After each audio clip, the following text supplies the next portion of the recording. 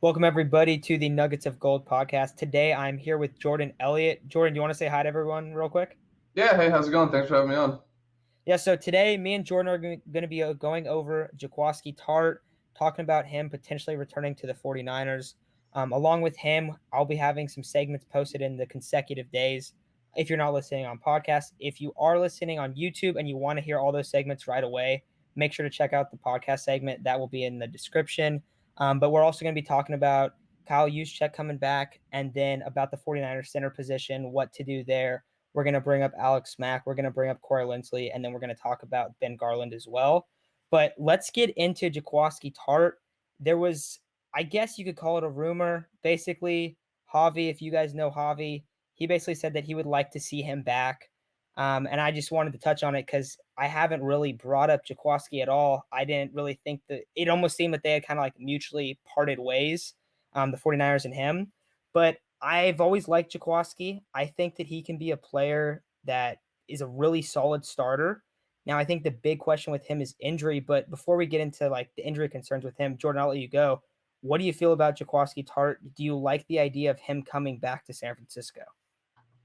I think the main thing when you're evaluating any of these guys being re-signed is cost analysis, because as we know now, the cap's going to be at 182.5, down about 16 million from the 198 it was at last year. And the thing that we need to, take into account, because people might just think, okay, well, 16 million isn't like a crazy, it's a decent chunk of money, but it's not crazy big. The way that the cap has been going is that it increases a certain percentage based on the revenue brought in. And the NFL, being the very successful business it is, has been increasing its revenue year after year. So as we all know, it's been about a year now, actually almost to the day, since the world kind of stopped with everything going on with coronavirus and the pandemic and all the things going on. So nobody really planned for that. That obviously blindsided a lot of us, and the NFL is no exception.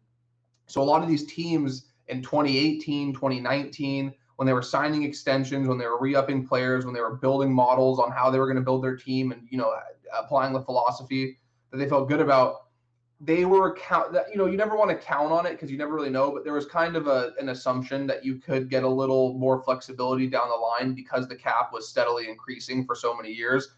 So this puts a lot of teams in a really bad position because now they're at a point where they thought that they had a player that they could keep because they backloaded money or they signed him to a deal where they're pushing signing bonuses and things around so that that money would have came when that cap increased. But now with the cap decreased, you're going to see a lot of guys like a Jaquiski Tartt who are very talented and very good football players, but maybe at a position or in, at a point in their careers where teams are just not willing to take the amount of money that it's going to cost to keep them and apply it to that position, and they'd rather put those resources in another area.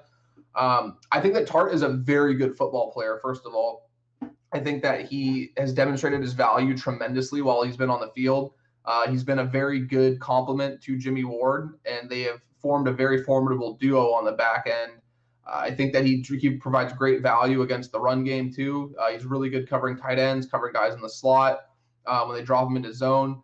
Very long, very athletic, a very good tackler. And I think that there is a noticeable difference that you can look at when he's on the field and off the field at how the way the defense performs. The only issue that I would have is because he's played so well, he's rightfully earned a fairly sizable payday, in my opinion. And I know that this year is going to be a little different. We keep hearing we might see guys taking 1-year deals that normally wouldn't. They might be guys taking a little less money than they normally would just because there is such a lack of resources due to the cap decreasing. So for me, it just comes down to how much money is it going to cost, and is that cost going to affect your ability to have flexibility at other positions? And the main priority for me for the 49ers is making sure that they find a way to lock up Trent Williams. So as long as these other re-signings that they have, and that doesn't mean that other players shouldn't be a priority and they shouldn't feel like they're going to be taken care of too. But I just would want it to be a deal where, if you wanted to come back on a 1-year deal for, 6.5, 7 million, something like that. Like if they could make it work, I would be okay with it. If it was up to me though, and again, this is no disrespect to Tartt, I think he's so good. And I think the reason that it becomes an issue for me is because he's played so well that he's priced himself out of where I would feel comfortable paying him. And that doesn't mean he doesn't deserve the money. It just means that I think the 49ers in their state would be better to maybe address that position in the draft, maybe find a cheaper free agent that's out on the market. And I don't think that it necessarily means that it would be an immediate upgrade because, again, Tartt is a very good player, but it might help them more in the long run. A guy that I'm very high on is I really like Trayvon Marrig out of TCU. And I think that he has this kind of positionless mold where he can play in the box, he can play in the slot, he can cover guys. He almost plays like a cornerback at times, but he has the instinct in the box to make big plays. And I think that having him gives you the ability to run a little bit more too high safety looks. And you have two guys on the back end and him and Ward that would have just tremendous range, tremendous instinct. So if they find a way to maybe trade back in the first round, I think he's going to end up somewhere in the late teens, early 20s. I would be okay with that, but ultimately it just comes down to what he wants. Like, I could talk for hours, but it just comes down to what he wants money-wise, and he definitely has the right to feel he's worth a certain amount of money based on the fact that the team does look much better when he's out there. My biggest concern is that if we're going to make a big deal about making sure the quarterback's healthy, that should apply to other positions as well. And Tartt has had some issues with durability, and I think a lot of that is because of how hard he plays and how physical he really can be. So it really just comes down to money for me. So I'd like him back at the right price, but if he gets paid what I think he deserves to get paid and what he's earned to get paid, I would let another team pay him and wish him well on his way. And that's, again, with no ill will, no disrespect to Tartt. He's earned a certain amount of money, and I think that he should get that. If another team is going to be the team to do it, then I wish him nothing but good things. Yeah, I like that you bring up this kind of cost analysis thought process to it all, because we were talking before. You bring up Kyle Juszczyk, which we will in a second, but also Jaquiski Tartt, Alex Mack, Corey Linsley, Ben Garland, all these guys. The big issue around it is, well, how much are they gonna cost? How long do they want to be signed? Is this a guy that you can backload a contract? Is this a guy that's worth it to backload a contract? And that's where it becomes kind of difficult. Jaquiski Tartt, I think we might see him, and this is unfortunate to him, but I feel like if this isn't a pandemic offseason, he's getting a 3 to 4 year contract somewhere else, and he's probably making 6 to 7 a year just based on how he's played. And you did bring up the injuries, but this is, I mean, you brought up he's played really, really well. And you can't deny that when he's on the field, his impact is huge. I know we were talking about the 2019 defense, and you were bringing up how a lot of people like to bring up, oh, when D Ford's on the field, look how much better the defense was. Well, you can also bring that up about Jaquiski Tartt, because that secondary really clicked when he was on the field, and you saw them. And also, I think a lot of it too is, for being a box safety, Jaquiski Tartt, he has a lot more responsibility than when Marcel Harris is on the field. You see him in a lot of coverages where he'll be on one side of the field and he'll have to completely get across the field, and he's asked to do a lot, and he helps the defense quite a bit. But it's just a cost thing. I think that's where it really gets difficult, because on one level, it's like, okay, this guy is extremely valuable to the defense, but can we afford to pay him? And that's going to be the question. I think we're going to ask this with every single guy that we talk about today, just because the salary cap is so difficult. But do you think that Jaquiski Tartt, like, if it wasn't this offseason, that he would be pretty much gone because someone else is like, hey, I'll give you three years, $20 million, 3 years, $23 million, and you get to be our starting safety for the next 3 years? Or do you think that's not necessarily like entirely about the pandemic offseason? No, I think it definitely factors in, because if the cap's going up, even if the cap's staying the same, like that 16 million makes a huge difference. That's a couple starters. That's a difference in money and in retaining a couple players. I think the 49ers would be in a much better position to retain him if that ended up happening. And they probably still could be. I would be very surprised if the 49ers were just, hey, go get your money. We don't want you. Like, I would be shocked if they weren't working tirelessly to try to keep him, because I think that they're very aware of how important he is to that defense. Especially, the thing that you have to look at too is that right now they don't have any corners on the roster. If I recall, I think they literally don't have a single corner on the roster, if I'm not mistaken. Or they might have a couple guys on the practice squad, but on the active roster, I'm pretty sure there isn't one. I think they have like a couple restricted free agents, and that's pretty much it. So they need to make sure that they have some kind of continuity on the back end. Obviously, Jimmy Ward's going to be there next year. Jimmy Ward's very good. If there is, if the route is that they're gonna take is maybe they find a budget guy in free agency.